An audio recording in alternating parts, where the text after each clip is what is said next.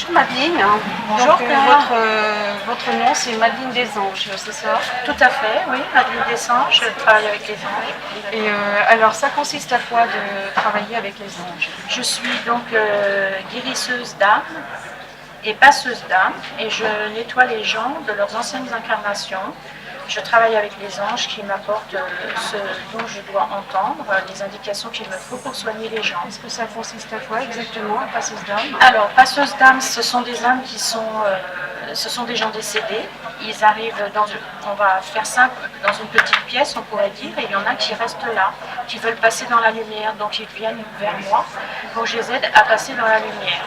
Mon but n'est pas de juger ce qu'ils ont fait ou quoi, moi je les engage juste à prendre ce fameux tunnel, à aller dans la lumière pour se reconnecter au divin et aux anges. Ce qui est bien compréhensible, c'est que quand on perd un être cher, évidemment, on a de la peine, on a du chagrin. Et eux, nos proches disparus qui sont de l'autre côté, ne comprennent pas parce qu'eux, ils sont dans une vibration où il n'y a plus qu'amour, ils ne souffrent plus, ils n'ont plus mal, ils n'ont plus peur, et nous les retenons.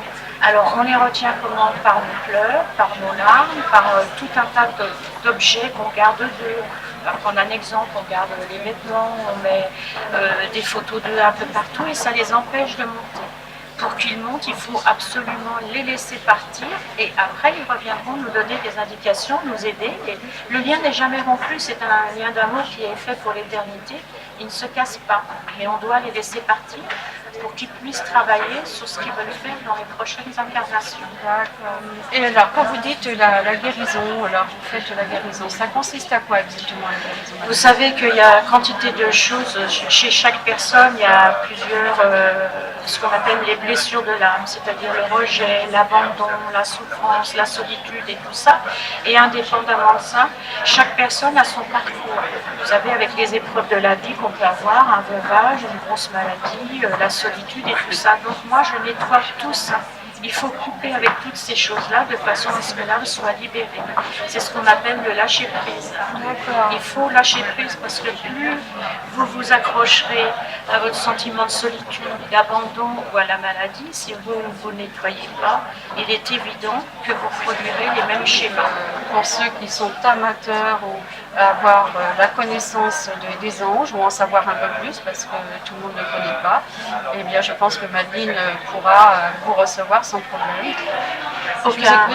Aucun souci pour vous recevoir. La route avec les anges et avec le divin, c'est une route merveilleuse. Ça nous donne une force incroyable pour surmonter les épreuves de la vie et puis c'est une belle route, on fait de belles rencontres. Voilà. Mais je pense, Madeleine, que vous n'avez pas que ça, vous êtes aussi écrivain ou écrivaine, comment on dit? Ça ne me dérange pas. Personnellement, écrivain me choque moins que écrivaine. Oui, j'écris des contes d'enfants pour m'amuser. J'avais commencé à écrire des contes d'enfants pour mon fils. Maintenant, il est papa, donc j'ai remis des petites histoires pour mon petit bout d'amour, comme je l'appelle. Donc il y a les aventures de Petit Louis, il y a les contes de Mamie Poule, et puis j'ai écrit des livres de poésie. Et j'ai écrit surtout un livre auquel je tiens énormément, ça s'appelle Mes mains t'ont donné l'éternité. Dans ce livre, je raconte le combat de mon mari contre son cancer de la moelle osseuse et sa myopathie non répertoriée. Et dans la deuxième partie, il me donne tout un tas de renseignements. Alors on parle de Dieu, on parle de l'ADN, on parle du coma, on parle des miracles, on parle de la réincarnation et tout ça.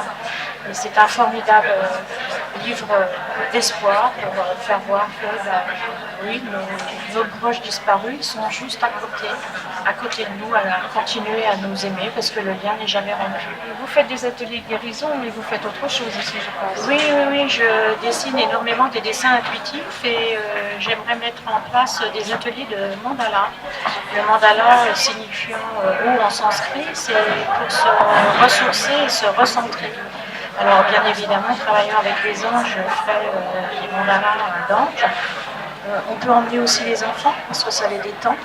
Bien, parfait. Et suivant les couleurs, j'interpréterai les couleurs pour que les gens sachent sur quoi ils doivent travailler. Donc vous êtes thérapeute en même temps là? Oui, je suis canalothérapeute. J'ai su ça il n'y a pas longtemps, mes guides me l'ont dit. Donc ça passe par le dessin, ça peut passer par l'écriture, ça passe par tout un tas de choses que j'ai à portée de main et qui m'envoient au fur et à mesure C'est jamais la même chose avec une personne.